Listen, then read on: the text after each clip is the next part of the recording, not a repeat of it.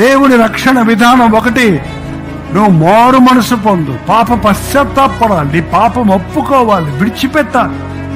దొంగిలించినవి, మోసం చేసినవి నీ దగ్గర ఉంటే తిరిగి ఇచ్చేయాలి. యాక్చువల్గా ఇంకొక స్టెప్ ముందుకెళ్తే నీ హృదయాన్ని, నీ మనసాక్షిని దేవునితో, మనుషులతో సరి చేసుకోవాలి. అప్పుడు నీ రక్షణ ఇంకెవ్వడు నీకు ఉండక్కర్లా. నువ్వు మళ్ళీ వెనక్కి పడవిక, జారవిక. థరో క్లీనింగ్ అన్నమాట, థరో క్లెన్సింగ్.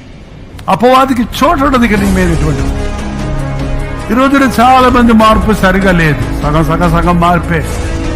పైకి ఆ కష్టాలు వచ్చినప్పుడు మారామంటారు, కాసేపు ఏడుస్తారు, కాసేపు ప్రార్థిస్తారు, కానీ బతుకు మార్చుకోరు. కుటుంబంలో దేవునికి ఇష్టం లేని వాటిని తీసివేయరు, మనుషుల్ని సంతోష పెడతానికి ప్రయత్నిస్తుంటారు. కాబట్టి జీవితంలో జారిపోవటం, పడిపోవటం, ఆధ్యాత్మికంగా ఎదగకపోవటం చూస్తున్నాం. ఇశ్రాయేలుల వాళ్ళే దేవుడు నిన్ను ప్రాణంగా ప్రేమిస్తున్నప్పటికీ కూడా పట్టించుకోకుండా శిక్షించబడేంత వరకు వెయిట్ చేసే ఆవిరైపోతావా? సమస్తాన్ని తగలబెట్టేసుకుంటావా? శ్మశానంగా మార్చేసుకుంటావా? అతి గతి లేకుండా జీవిస్తావా? నువ్వు ఒక అబద్ధికుడు అని, నువ్వు ఒక వేశ్యవని, వ్యభిచారివని, మోసగాడివని, దొంగవని, కన్నములు వేసేవాడివని, తాగుబోతువని, తిరుగుబోతువని, మాట తప్పేవాడివని, దేవుని మాట మరిచిపోయేవాడివని, సేవలో పాలు పంచుకుంటున్నప్పటికీ కామముతో నువ్వు కుళ్ళిపోతున్నావని, అనేక మంది జీవితాలతో ఆటలు ఆడుకున్నావని, ఇవన్నీ చూసిన దేవుడు అంటున్నాడు, నువ్వు వ్యభిచారం చేయడం నేను చూస్తున్నా, పాపిష్టి పనులు చేయడం నేను చూస్తున్నా. ఆ మాట విను. నిన్ను బాగు చేయాలి, స్వస్థపరచాలి, రక్షించాలి అంత ఆశ ఉన్నప్పటికీ నీకు నాకు మధ్య నువ్వు చేసిన పాపాలు అడ్డుగా వస్తున్నాయి. ఒప్పుకో, ఆ పాపాలు ఒప్పుకో. దేవుడు ప్రేమగల దేవుడు, మన కన్నీరు దాటివాడు. యథార్థమైన మన పశ్చాత్తాపాన్ని ఒప్పుకోలని కాదండు. కీర్తనకారుడు అంటాడు, నా పాపమును దేవుని ఎదుట కప్పుకొనక ఒప్పుకొందును అనుకొంటిని, వెంటనే నీ కృప నా మీదకి వచ్చింది. ఒప్పుకొందును అనుకున్నప్పుడే వచ్చేసింది కృప. ఒప్పుకున్నాక ఎందుకు ఆగుద్ది నాయన? దేవునికి స్తోత్రం కలుగునగా. అమ్మో, వారు బేతేలునకు ప్రయాణమైపోవచ్చుండగా దేవుడు భయమును శత్రుల మీద పెట్టను కనుక వారిని తరుమలేదు. ఇంకా బేతేలికి వెళ్ళాక జరిగే కార్యాలు ఏం చూస్తావు నాయన? ప్రయాణం అవుతుంటేనే యేసు రక్తం ఏం చేయి. దేవునికి స్తోత్రం చెప్పండి. ప్రారంభించండి ఒక నూతన జీవిత ప్రయాణాన్ని, ప్రారంభించండి ఒక అభిషేకపు సవారీ. దేవునికి మహిమ కలుగునగాక. సినిమాల్లో నీకు ప్రేమకు నిర్వచనం దొరకదు. అక్కడంతా కామం, మోహం, చూడకుండా దృశ్యాలన్నీ కూడా. మళ్ళీ అవేవో పెద్ద పెద్ద విషయాలుగా టీవీల్లో వేయడం. ఎక్కడ చూడండి అశ్లీలత పెరిగిపోలేదు ఈ రోజుల్లో.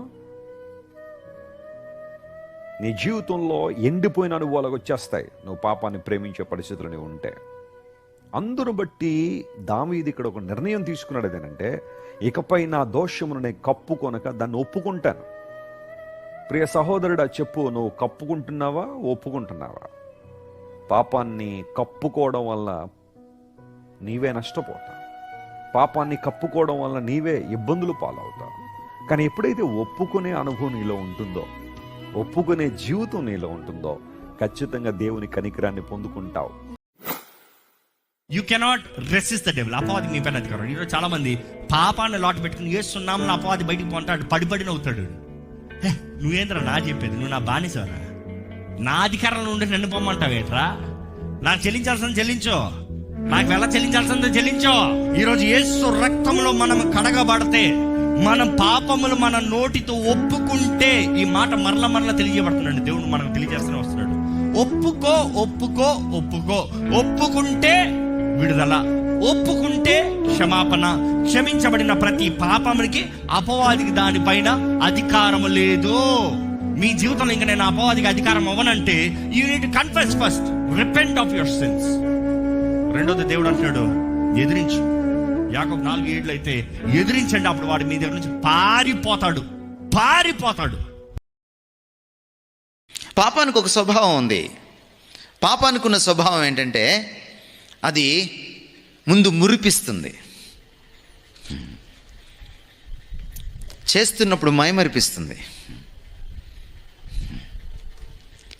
చేసిన తర్వాత మెరిపిస్తుంది, చుక్కలు కనపడతాయి.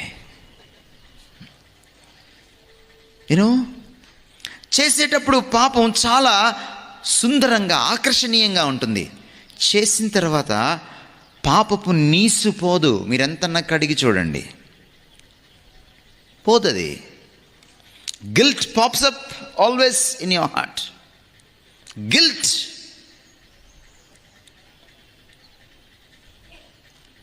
దాని నుంచి నువ్వు తప్పించుకోలేవు. మనకిది న్యాయమే, మనకిది తగిన ఫలమే, ఇది మనకి సరి అయినదే జరుగుతుంది. కానీ ఆయన ఏ నేరము చేయలేదు. మళ్ళీ క్వశ్చన్ అడుగుతున్నాను, ఆయన పక్కన పెట్టండి. ఇది మనకి తగినదే అంటున్నాడంటే ఏమంటున్నాడు? పాపాన్ని ఒప్పుకుంటున్నాడు. ఒక మనిషి ఎప్పుడు రక్షింపడతాడు? దేవుడు ఊరకేం రక్షించాడు? ఒప్పుకుంటున్నాడు. ఒప్పుకో, మళ్ళీ చెప్తున్నాను, ఒప్పుకో. దేవుని దగ్గరకు వచ్చి ఒప్పుకుంటే రక్షింపబడతాం. హృదయములో ఒప్పుకుంటే రక్షింపబడతాం. దేవుని దగ్గరకు వచ్చి కన్నీరు విడిస్తే మన స్థితి మనకు అర్థమవుతుంది. ప్రభువా, నేను పాపిని, మనకిది తగినదే, ఈ శిక్షకు మనం అర్హులమే అని ఒప్పుకున్నాడు గనకే దొంగ చెప్పండి ఊరక ఏమి రక్షించలేదు. ఆ మనిషి ఒప్పుకోలో కృంగిపోయాడు.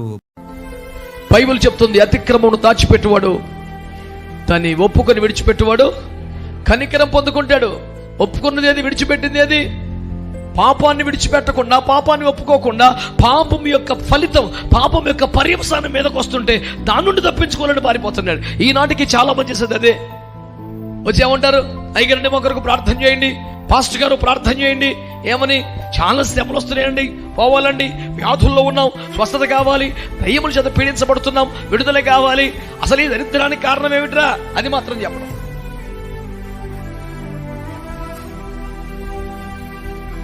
ఇప్పుడు తరవబడే పరిస్థితి ఎందుకు వస్తుంది? ఎందుకు చావు తరుముతోంది? మరణం నిన్ను కబలింపు ప్రయత్నం చేస్తోంది. నిలబడి నిలలేక, అమ్మ నాన్న కూడా కాపాడలేక, పారిపోమంటే దేశం పట్టుకొని, నువ్వు రోడ్లు పట్టుకొని, అడవులు పట్టుకొని పోవాల్సి ఎందుకు వచ్చింది?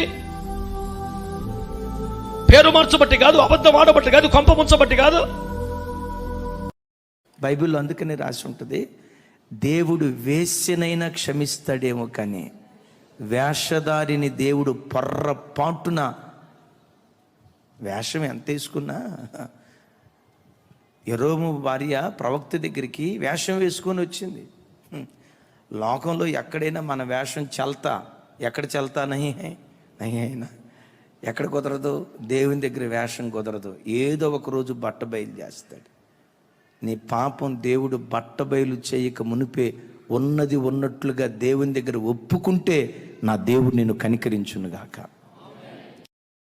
నిజమైన ఒప్పుకోలేంటో తెలుసా? నువ్వు ఈ పాపం చేసావని అనక్కమునిపై ఒప్పుకోవాలి. ఎక్కడ? దావీదు నాతాను దగ్గర ఒప్పుకున్నాడు. మరి నీ పాపం ఒప్పుకోబడిందా? క్షమించబడిందా? అతిక్రమను దాచిపెట్టువాడు వర్ధిల్లాడు, వాటిని ఒప్పుకొని విడిచిపెట్టువాడు కనికరం పొందుతాడు. అది నిజమైన మారు మనసు. ఇలాంటి మారు మనసు నీకుందా? 3 సార్లు బాప్తిసం తీసుకొని ఆ మునిగితేంత మాత్రాన్ని కాదుగా, సరైన మారు మనసు అనుభవం కావాలిగా. పాపాన్ని పాపంగా ఒప్పుకునే వ్యక్తిత్వం ఉండాలిగా. ఆయన ఒప్పుకోలా. ఆదాము చేసిన దాన్ని చెప్తే ఒప్పుకుంటాడు. సంసోను చేసిన దాన్ని ఎవరికి తెలవనివాడు, సీక్రెట్ మెయింటైన్ చేస్తాడు. తల్లిదండ్రులకు కానీ భార్యకు కానీ ఎవరికి తెలియడు, సీక్రెట్ మెయింటైన్ చేస్తాడు. దేవుని కూడా చెప్పడం. సంసోన్ బలైపోయాడు.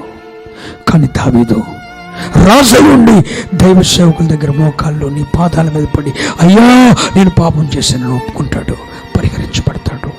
ఈ ముగ్గురులో నువ్వెవరివి? ఒక్క నిమిషం ఆలోచిస్తావా? కానీ ఇంటికి వచ్చిన తర్వాత డాడీ మీతో మాట్లాడాలి అని చెప్పి మా అమ్మగారిని, మా అన్నయ్యని పిలిచి, నేను భ్రష్టుణ్ణి, నేను అబద్ధికుణ్ణి, నేను దొంగని, నేను మోసగాన్ని, నేను మిమ్మల్ని అన్యాయం చేశాను, మీకు ఇష్టం లేని పనులను చేశాను, నీ ఇంట్లో కొనడానికి తగను, నేను చచ్చిపోతా నా మాట మాట్లాడుతుంటే మా నాన్నగారి కట్లో వచ్చి ఏడుపు, తెలియని వేదన. అదే సమయంలో మా నాన్నగారు ప్రార్థన చేస్తున్నారని నాకు తెలుసు. ఆయనకి ఏం చెప్పాలో తెలియట్లేదు. ఆ సమయంలో తెలియకుండా 2 నిమిషాలు నాకు ఇంకా గుర్తుంది. ఆ కబోర్డు మీద అట్లా అనుకుని చెప్పి తల కింద పెట్టుకుని చెప్తా ఉంటే పరిశుద్ధాత్ముడు ఒప్పింపు చేస్తా ఉన్నాడు, చెప్పుకుంటూనే ఉన్నాను. మా నాన్నగారు ఏం మాట్లాడలేదు కానీ వచ్చి ప్రార్థన చేస్తానరా అని నా తల మీద చేయి పెట్టారండి. నా జీవితం ఆ రోజు నుంచి మారిపోయిందండి.